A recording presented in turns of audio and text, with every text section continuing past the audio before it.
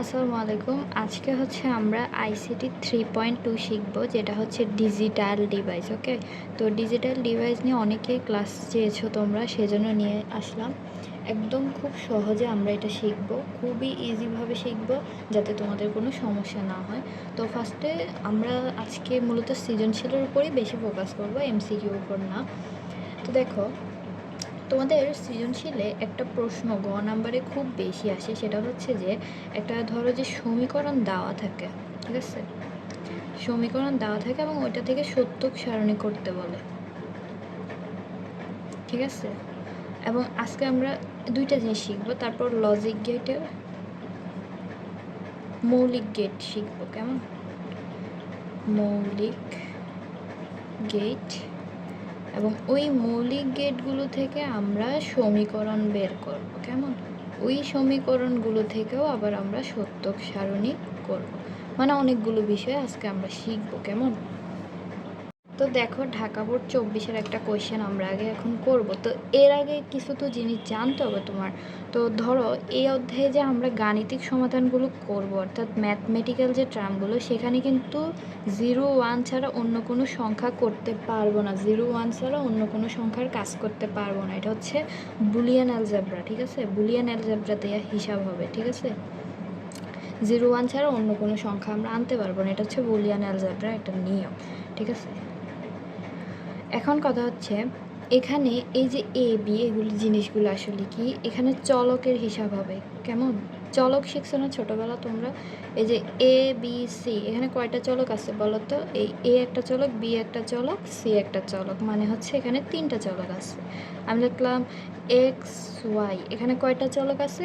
X একটা চলক, Y একটা চলক, অর্থাৎ 2টা চলক আছে। তার মানে চলকের হিসাবটা আমরা বুঝলাম। এখন যখন আমরা এই জিনিসগুলো করতে যাব, তখন কিভাবে আসলে করব। তো এখানে তুমি আমাকে বলো তো, এখানে ওয়াই ইকুয়াল টু সমীকরণটা যে লিখলাম এ প্লাস বি লিখছি ঠিকই, বাট বি এর উপরে কী দেখছি? একটা দাগ দিস, আবার এর উপর একটা দাগ দিস। তো এই দাগগুলো আসলে কি? এই দাগগুলো আসলে হচ্ছে বিপরীতকরণ, ঠিক আছে। বার বলে, বার পড়ছো না তোমরা? এগুলো চিনো অবশ্য, এগুলো দিয়ে বিপরীতকরণ করে, বিপরীতকরণ, ঠিক আছে।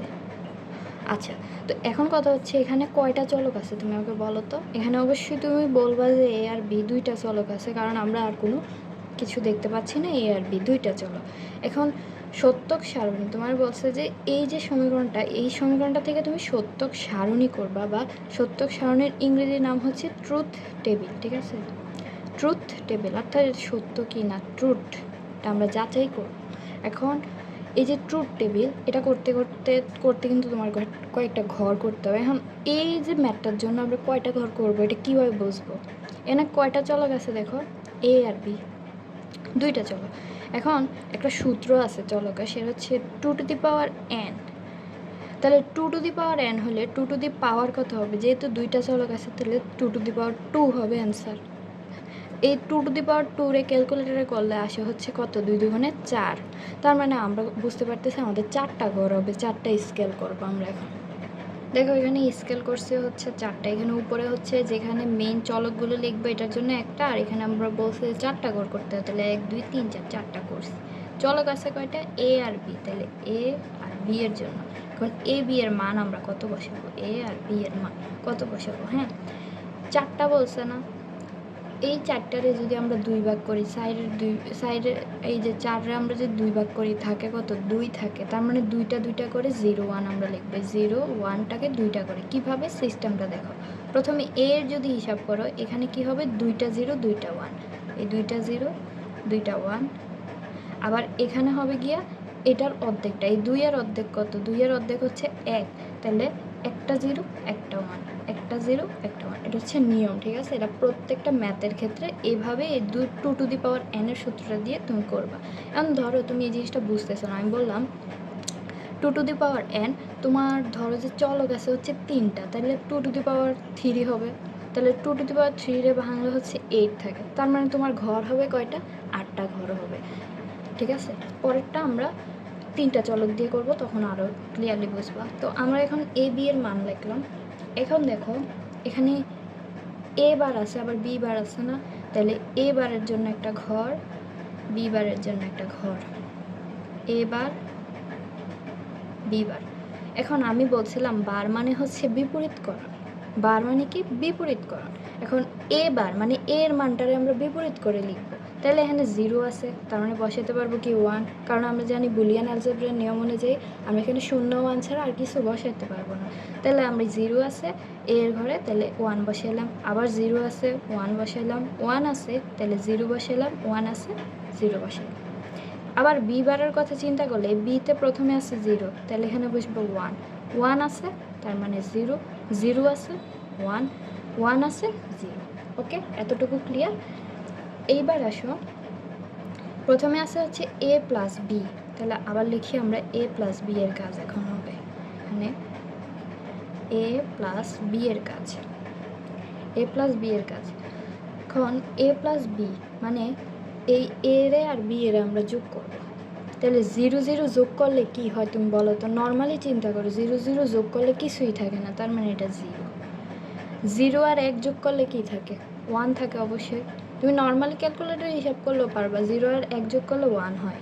আবার 1 আর 0 যোগ করলে সেমই তো, মানে প্রথমে আসছে হচ্ছে 1, এরপরে চলে গেছে 0, তার মানে এখানে হবে 1। এই 1 1-এ কী হয়? 1 1-এ 1ই হয়, কারণ 1 1-এ তুমি 2 লিখতে পারবে না, কারণ আমি এখানে প্রথমেই একটা শর্ত বলে দিছি যে তোমার 0 আর 1-এর খেলা হবে, এখানে অন্য কিছু তুমি আনতে পারবে না। তাহলে 1 1 আছে, তার মানে 1 আছে। ওকে, এরপরে আসছে হচ্ছে এ প্লাস বি বার, এ প্লাস বি বার এটার হবে কাহিনী। এখন এ প্লাস বি বারের কাজটা আমরা কিভাবে করব? এখন আসো, আমাদের কি বলছে একটু লক্ষ্য করো, এ আর বি বার যোগ করতে বলছে, এই এ আর বি বারটা আমরা যুক্ত করব। তাহলে আমি ধরো এখানে 2টা কলম দিয়ে রাখলাম, তাহলে আমাদের জন্য ইজি হবে করতে। ধরো এ আর হচ্ছে আমাদের বি বারটা যোগ করতে বলছে, ঠিক আছে? আমি 2টা কলম দিয়ে রাখলাম, তোমাদের জন্য ইজি হবে বুঝতে। তাহলে প্রথমে আছে এ, তাহলে 0, আর বিতে আছে কি 1, তার মানে 0 আর 1-এ যোগ করলে থাকে হচ্ছে 1, আমরা জানি। এরপর 0 আছে 0, তো 0 0 যোগ করলে অবশ্যই 0 হবে। আবার 1 আছে 1 আছে, তাহলে 1 1 যোগ করলেও 1 থাকে, আমরা জানি। আর হচ্ছে 1 আছে আর 0 আছে, তার মানে কত হবে? 1 হবে, যেহেতু 1 আছে। একটা 1 থাকলে 1 বসে যাবে, 2টা 1 থাকলেও 1 বসে যাবে, কিন্তু 2টা 0 থাকলে আবার 0 বসবে। ওকে, এইবার দেখো আমরা 2টা সমীকরণ এখন করে ফেলছি, আরেকটা বাকি রয়েছে এ বার প্লাস বি। এখন এইটারে কীভাবে করব? দেখো কোথায় আছে, আমি 2টা কলম নিলাম। এই এ বারের কাহিনী হবে, ঠিক আছে? আর কি বলছে? প্লাস বি, শুধুমাত্র বি, তার মানে এই বি এর কাছে, এই তারা দুজন কাছাকাছি আছে, এ বার আর বি এর। দেখো দেখা যায়, হ্যাঁ, 0 আর 1-এ যোগ করলে অথবা 1 আর 0 যোগ করলে অবশ্যই 1 থাকবে, 1 1-এ যোগ করলে 1, 0 0 যোগ করলে কিচ্ছু নাই, 0, আবার 0 আর 1-এ হচ্ছে 1। ওকে, এতটুকু করলাম। এইবার কি করতে হবে? এইবার কিন্তু পুরাটা সমীকরণকে করতে হবে। এখন এটা কিভাবে করব চলো দেখাচ্ছি। তো দেখো, এটা একটু ওইখানে একটু আনইজি লাগতেছিল, মানে সুন্দর লাগতেছিল না, এটা আবার করলাম, কারণ এখানে আর পুরাটা সমীকরণে কিন্তু লেখা বাকি, যার কারণে আমি আবার পুরাটা লিখলাম আর কি, লিখে আবার সমীকরণটা লিখলাম। এখানে সমীকরণ লেখার আসলে আমি জায়গা রাখছিলাম। তো এখন দেখো এখানে এ প্লাস বি, এ প্লাস, এই 3টা সমীকরণ কি হয়েছে? গুণ আকারে কিন্তু আছে, কিছু নাই মানেই কি আমরা ছোটোবেলা থেকে পড়ে আসছি, এটা হচ্ছে গুণ আকারে আছে। তো গুণ আকারে থাকলে এই এ প্লাস বি এখান থেকে হিসাব হবে 0 1 1, তার মানে এটার কি হবে, এটার মান কত হবে? হ্যাঁ, গুণ করতে হবে, এই 3টা গুণ করতে হবে। গুণের ক্ষেত্রে আবার যোগের উল্টা নিয়ম। যোগের ক্ষেত্রে আমরা শিখছি যে একটা 1 থাকলে এমনি ইকুয়াল 1 এসে পড়বে, কিন্তু গুণের ক্ষেত্রে হচ্ছে বিপরীত নিয়মটা, যে 3টা 1 থাকলে তখনই আমরা 1 লিখতে পারবো, না হয় আমরা 1 লিখতে পারবো না। তার মানে এখানে কি কি আছে? 0 1 1, তার মানে একটা 0 আছে, তার মানে 0। আবার দেখো 1 0 1 আছে, তার মানে একটা 0 আছে, তার মানে 0। আবার 1 1 0 আছে, তার মানে এটাও 0, কিন্তু এখানে দেখো 3টা 1 আছে, তার মানে এটার মান আমরা 1 লিখব। তাহলে আমাদের সমীকরণটা কিন্তু কমপ্লিট। এখন আমরা আরেকটা সমীকরণ করব, মোট 3টা সমীকরণ আমরা এই ক্লাসে করব, দেখবা পানির মতো ইজি লাগবে, এগুলো একটু মনোযোগ দিবা। তো দেখো 2 নাম্বার সমীকরণটাতে দেখো কয়টা চলক আছে, এটা প্রথমে দেখবে। এটা ঢাকা বোর্ড 2023-এর কোশ্চেন। মানে চলক আছে কয়টা, এ বি সি। দেখো আর কোনো চলক আছে নাই, তার মানে 2 to the power n equal to আমরা লিখতে পারি এখন 2 টু দি পাওয়ার 2 কি লিখতে পারবো, এখানে কয়টা চলক আছে, 3টা চলক আছে, তার মানে 3 লিখতে পারবো। তো এই 2 টু দি পাওয়ার 3 এর মান হয় হচ্ছে 8, বা আমি লিখলাম 8ই লিখলাম। তার মানে এই 8-রে আমরা এখন 8টা ঘর আগে করব, ঠিক আছে। এখন ঘর হবে কয়টা, আগেরটাতে 4টা ছিল যেহেতু 2 টু দি পাওয়ার 2 ছিল, তার মানে এখন আমরা 8টা ঘর করব আগে। তো আমি 8টা ঘর করি আগে। তো এখানে আমি 8টা ঘর করলাম। এখন চলক কয়টা, 3টা না, তো 3টা চলকের ঘর করি। কেমন, মোট 8টা বললে 9টা ঘর হবে, কারণ একটার মধ্যে তো এমনি চলকের মানগুলো মানে নামগুলো লিখতে হয়। তো এখন চলক আছে কয়টা, 3টা। তাহলে এ বি সি। এখন আমরা ভাঙবো কোন পদ্ধতিতে, এখানে 2 টু দি পাওয়ার 3 এর মান আসছে হচ্ছে 8। এই 8-এর ভাঙলে কত হয়, 8-এর 2 দ্বারা ভাগ করলে থাকে হচ্ছে 4। তারপরে 4 দিয়ে হিসাব করে, 4 দিয়ে হিসাব হবে, তাহলে 4টা 0 4টা 1, তাহলে 4টা 0 4টা 1। এবার 4-এর ভাঙো, 4-এর যদি তুমি 2 দ্বারা ভাগ করো কত আসবে, 2 আসবে। তার মানে 2টা 0 2টা 1, 2টা 0 2টা 1, 2টা 0 2টা 1। এবার 2-এর যদি তুমি ভাঙো, 2-এর ভাঙলে আসবে হচ্ছে 1, 2-এর 2 দ্বারা ভাগ করলে আসবে কত, 1, 2 বার ভাগ করলে। তাহলে একটা 0 একটা 1, একটা 0 একটা 1, একটা 0 একটা 1, একটা 0 একটা 1। এবার এই পুরাটা সমীকরণ তুমি এখানে লিখবা, ঠিক আছে, পুরাটাতে লিখবা। তাহলে এ bar B C plus A B bar C plus A B C bar plus A B C, এটা হচ্ছে আমাদের সমীকরণ। এবার মান কিভাবে নির্ণয় করব, এইখানে যেই সিস্টেমে পুরোটা সমীকরণের মান নির্ণয় করছি এখানেও এই সিস্টেমে করব। দেখো 3টা 0 আছে, 3টা 0-এর গুণ করলে কি হয়, 0, কিচ্ছু নাই 0। 2টা 0 আছে মানে এমনি 0। এখন আমরা মজার একটা টেকনিক শিখব। আমরা মনে রাখবো যখন, হ্যাঁ, এই বার থাকবে, যেটার নিচে বার আছে এটার মান হবে 0। এখানে দেখো আমি একটু লিখি, আচ্ছা এখানে লিখি না, এখানেই লিখি। এই বার থাকলে মান হবে 0, আর যেগুলোর উপরে বার নাই সেগুলোর মান হবে 1, ঠিক আছে, নাই সেগুলো হচ্ছে 1। তাইলে তুমি বলো তো এখন এ বারের মান কত হবে, যেহেতু বার আছে তার মানে আমি বলছি 0 হবে, আর যেগুলোর উপরে ধরো এ লিখলাম এটার মান 1 হবে। এবার এই সিস্টেমে তুমি এইগুলার মান বসাইবা। কেমনে বসাবা দেখো, এখানে এ বার আছে না, তার মানে এখানে প্রথমে আসছে হচ্ছে 0, আমরা পেন্সিল ইউজ করি 0। বি কত, বি মানে হচ্ছে বার নাই, তার মানে এটার মান হচ্ছে 1। আর সি হচ্ছে যেহেতু বার নাই তার মানে এটার মানও 1। তাহলে 0 1 1 কোথায় আছে, দেখো এখানে কোথায় আছে 0 1 1, এই যে কোথায় 0 1 1, এই যে 0 1 1, এই যে এইটার মান, এইটা বরাবর তুমি বসাইবা হচ্ছে 1, এই 0 1 1 বসাইবা হচ্ছে 1। আবার কি এ বি বার সি, তার মানে এ এর মান হচ্ছে 1, বি এর উপরে বার আছে এটার মান 0, সি এর উপরে বার নাই তার মানে 1 0 1 আসছে। তাহলে 1 0 1 কোথায় আছে, এই যে দেখো 1 0 1, তার মানে এইটার সোজাসুজি তুমি 1 বসাবা, ঠিক আছে। এই দেখো আবার এখানে এই এর উপরে বার নাই তার মানে এটার মান 1, এটার মানও 1, সি এর উপরে বার আছে এটার মান 0, তাহলে 1 1 0 1 1 0 কোথায় আছে, এই তো দেখো 1 1 0, তার মানে এইটার মানও 1 বসাইলাম। এইবার দেখো এখানে কোনোটার উপরেই কিন্তু বার নাই, তার মানে তিনোটার মানই 1 আসছে, তার মানে তিনোটার মান 1 হচ্ছে এইখানে, ঠিক আছে, বসাইলাম। এবার বাদ বাকি এই ঘরগুলো কিন্তু খালি, এগুলো আমি ভুলে লিখছিলাম, যেগুলো লিখছে এগুলো তো ঠিক আছে, বাট যেই ঘরগুলো খালি আছে এগুলোতে 0 0 বসে দেবে, এই 0 এই 0। তার মানে আমাদের সমীকরণের সত্যক সারণী তৈরি হয়ে গেছে, রেজাল্ট চলে আসছে, এটাই হচ্ছে অ্যান্সার। এবার চলো আরেকটা করি। এইবার দেখো সিলেট বোর্ড 23-এ আসে আরেকটা করব আমরা সমীকরণ থেকে সত্যক সারণী। আবার দেখো তুমি এখানে কয়টা চলক আছে, 3টা চলক, তার মানে 2 টু দি পাওয়ার n এর মান কত হবে, 2 টু দি পাওয়ার 3। আমাদের অ্যান্সার আসবে কত, 8, তার মানে 8টা ঘর আসবে, 8টা ঘর সিরিয়ালে করে ফেলি। তো দেখো আমরা 8টা ঘর করে ফেললাম। এবার 3টা যেহেতু চলক আছে তার মানে এ বি আর হচ্ছে গিয়ে এখানে সি, আর এখানে হচ্ছে পুরোটা সমীকরণ লিখবো আর কি, যে পুরোটা সমীকরণ যেটা আছে আমরা লিখি এ বি সি। এখন কি হিসাব হবে, 8টা যেহেতু আছে 8-এর যদি তুমি 2 দ্বারা ভাগ করো আসে হচ্ছে 4, মানে 4টা 0 4টা 1, তাহলে 4টা 0 4টা 1। এবার 4-এর যদি তুমি 2 দ্বারা ভাগ করো আসে হচ্ছে 2। 4-এর 2 ভাগ করলে 2 আসে, তার মানে 2টা 0 2টা 1, 2টা 0 2টা 1। এইবার 2-এর যদি তুমি 2 দ্বারা ভাগ করো আসে হচ্ছে 1, তাহলে একটা 0 একটা 1, একটা 0 একটা 1, একটা 0 একটা 1, একটা 0 একটা 1। ওকে, আবার সমীকরণটা লিখি। A B C plus A bar B C bar plus A bar B bar C bar plus. দেখো এই জিনিসগুলো যদি তোমাদের বুঝতে সমস্যা হয়, তোমরা যদি আরেকবার ক্লাসটা দেখো একবারই ক্লিয়ার হয়ে যাবে। আর কোনো কিছু বুঝতে সমস্যা হলে কমেন্ট বক্সে জানিয়ে দিবা, আমি আবার বুঝিয়ে দিব, সমস্যা নেই। তো এখন কি করতে হবে, আমরা জানি কি বার থাকলে ওইটার মান হবে 0, বার থাকলে মান হবে 0, আর বার না থাকলে মান হবে 1। তাহলে দেখো এটা কোনোটার উপরে বার নাই, তার মানে সবগুলোর মান হচ্ছে 1 1 1। তাহলে 1 1 1 কই আছে এখানে, তার মানে এটার মান 1। আবার দেখো এটার উপর বার আছে, এটার মান হচ্ছে 0, এটার মান 1, এটার মান 0। তাহলে 0 1 0 কোথায়, 0 1 0 কই, এই তো 0 1 0 1।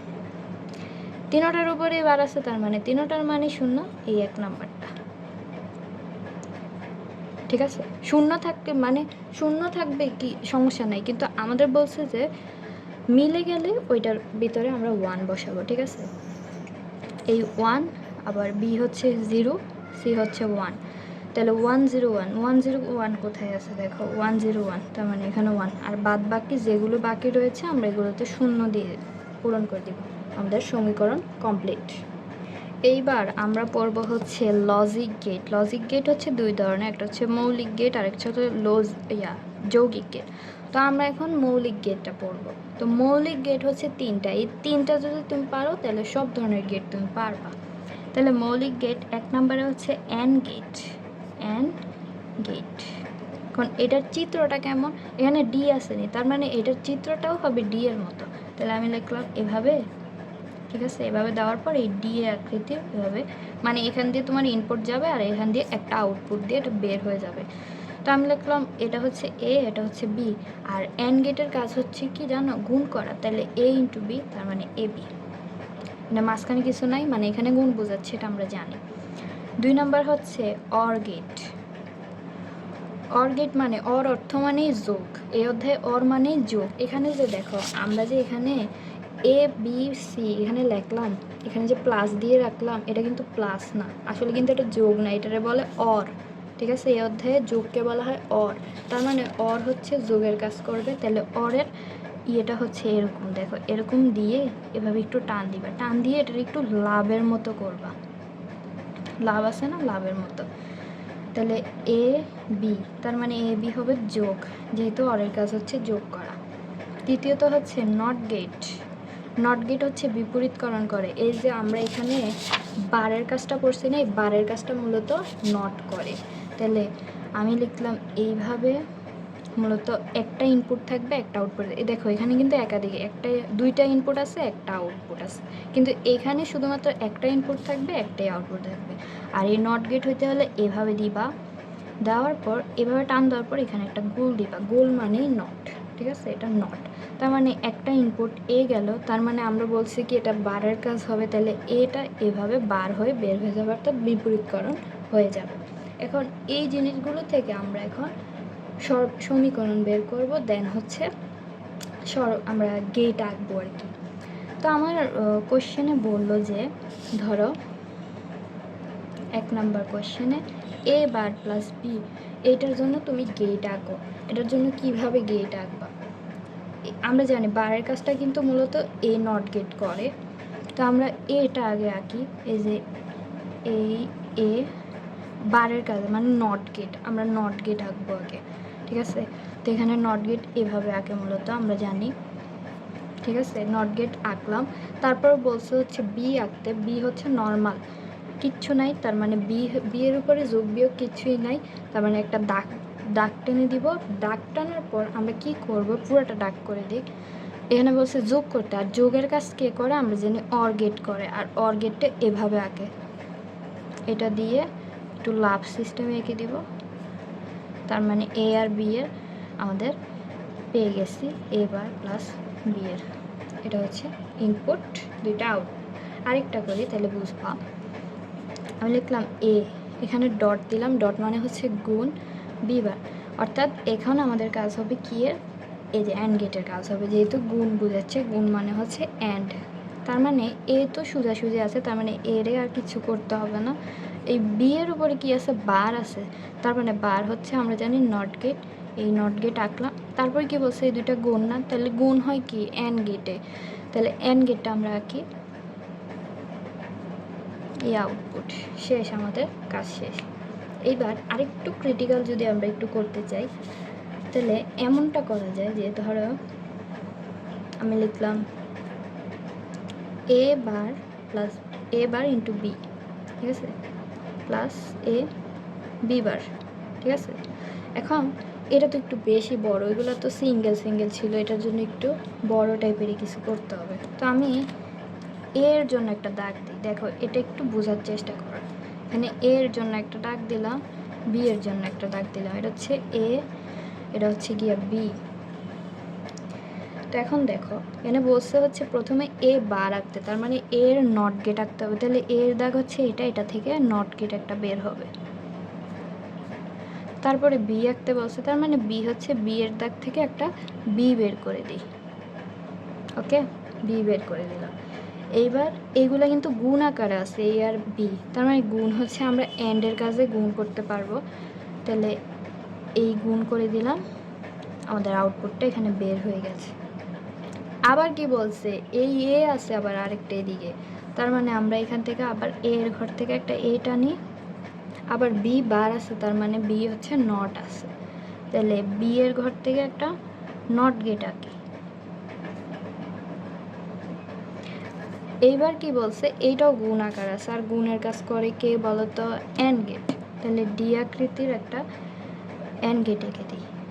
এবার দেখো এই দুইটা আঁকা তো কমপ্লিট, এই দুইটা, এখন এই দুইটার আবার বলছে যোগ করতে, তার মানে যোগের কাজ করে অর, তাহলে অর গেট কীভাবে, এই দুইটার এইভাবে টেনে আনা দিই, ঠিক আছে। আনার পর অরের ঘরটা এইভাবে না পান পাতার মতো আর কি, তো পান পাতার মতো একটা লাভ এঁকে দিই, তার মানে আমাদের অর গেট কমপ্লিট। আমাদের এই সমীকরণটা আমরা চিত্রের মাধ্যমে, লজিক গেটের মাধ্যমে দেখিয়ে দিলাম।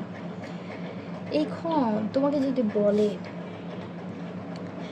এ প্লাস বি প্লাস সি, এটা মানে কি, এটা কোন গেটকে নির্দেশ করে? আমরা জানি যোগের কাজ করে কে, অবশ্যই অর গেট, তার মানে এ বি সি হচ্ছে অর গেটকে নির্দেশ করে। আমি বললাম এ বি সি, তার মানে এগুলো গুণ আকারে আছে, তাহলে এটা কোন গেটকে নির্দেশ করে? আমরা জানি অ্যান্ড গেট হচ্ছে কি করে, গুণ আকারে নির্দেশ করে, তার মানে হচ্ছে এটা হচ্ছে অ্যান্ড, ঠিক আছে। এগুলো থেকে প্রচুর এমসিকিউ আসে তোমাদের পরীক্ষায়, তার জন্য আমি এগুলো করাচ্ছি।